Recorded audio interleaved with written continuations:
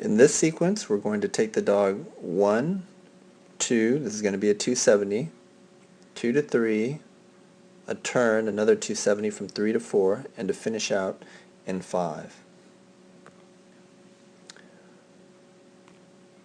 If your dog does not have a very independent 270, you as the handler may be stuck in this position that I've indicated with the red circle here.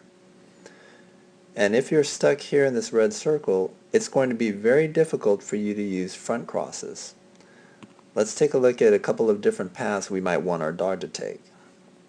If we looped our dog this way, we'd want to do a front cross and be standing somewhere over here. If we wanted them to come around and take this jump this way, we'd stand over here. Likewise with the last option, we'd want to be somewhere near this wing. And you see that while you and your dog might be standing pretty close to each other, namely over here, your dog travels a very short distance from here to here. During that same amount of time, you're going to have to travel all the way to your front cross positions, and you can see that you're not going to be able to travel that distance. Your dog just isn't going to give you that much time. One of the things that can happen when a handler attempts that front cross is that as the handler tries to get a little distance and put themselves in a position to front cross, they're no longer supporting the 270. And if the dog does not have an independent 270 or a verbal 270, then the dog may end up taking that jump in the wrong direction. And you'll see that here with our dog Rook.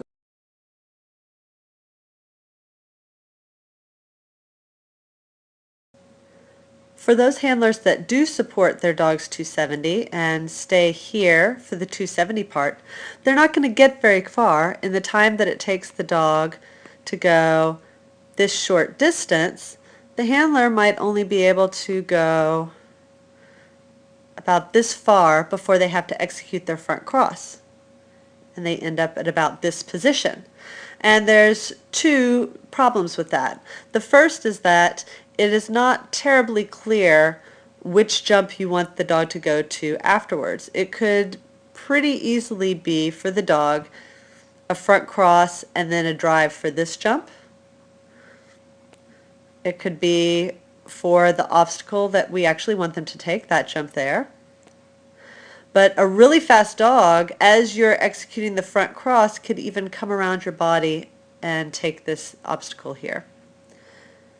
So it becomes a very dangerous front cross. And then even if you get the dog to take the correct jump, which the kind of best case scenario is you get them to take number 3 correctly, but as you can see, you're directly in their way. So they're going to have to divert a little bit and take a longer path. So even when you get the correct obstacle, you end up getting a slower time. Here we can see Esteban and Rook do a successful front cross.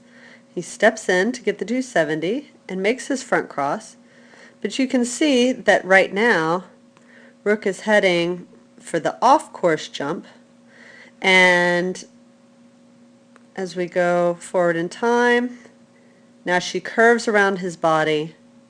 So she took a path that came this way, curved around his body, and gets the purple jump right there. So they do make the cross, but it's going to cost them time. So that's why on this particular setup, a rear cross becomes a very nice alternative.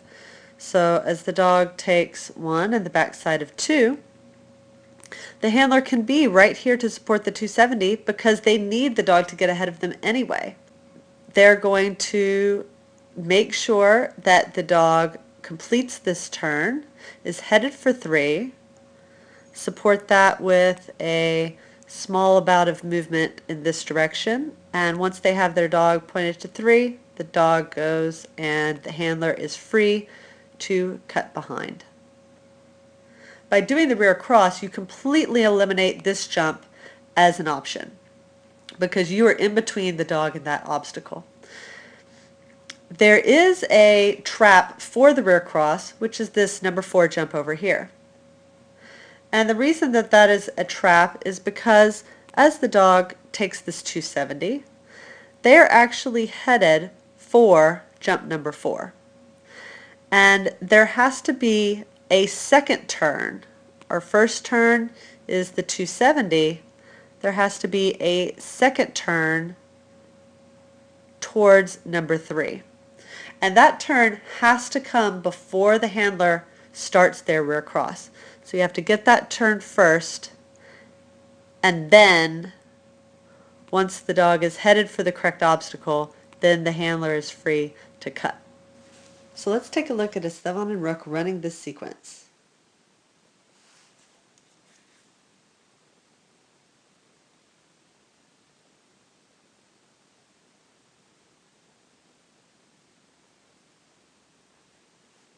All right.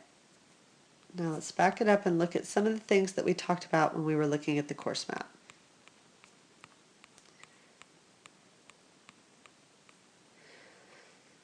So he's going to start out standing right here in his decel position for the 270 and indicate to Rook that she wants to take the backside.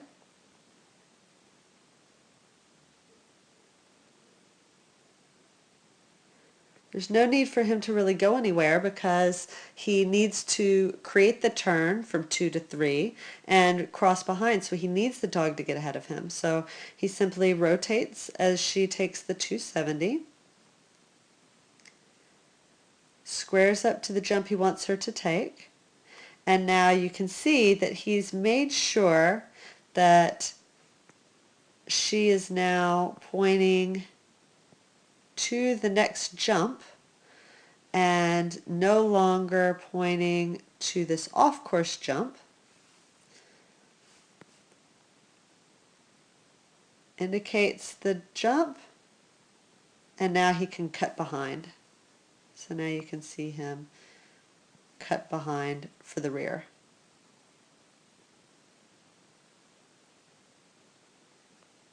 Shoots the 270 and then he accelerates out.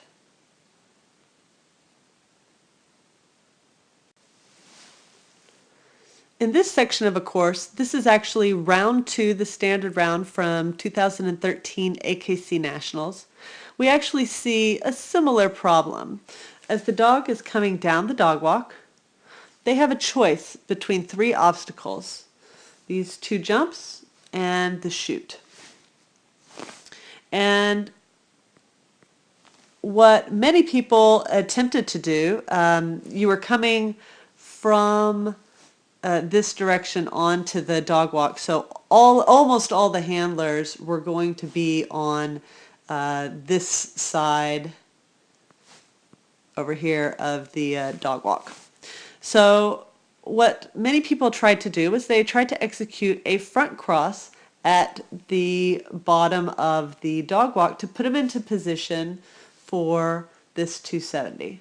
So the handlers would come and run out here and front cross. So something like that. The problem that would arise is very similar to the situation that we just saw, in that that front cross, while it took away the number 6 jump, it really opened up the chute. And so what you had a lot of dogs doing was, as their handlers came running here and did their front cross like this, the dogs are coming off of the dog walk and reading turn and heading to the chute. You got quite a few off courses into the chute. Some people that were able to save the chute, then their dogs said, oh, we're not going to the chute, okay, and now they saw the back side of this jump and actually went between the gap. So that front cross may have taken out the number 6 jump, but it really opened up the chute as a possibility. Now, if you chose a rear cross, then you, the handler, are running along here and it's just a slight pull to 5. Because you're pulling to 5, that should effectively take number 6 out of the picture. And because you are between the dog and the chute, that should take number 7 out of the picture. So it's very clear to the dog that they're going to be coming off the dog walk and taking number 5.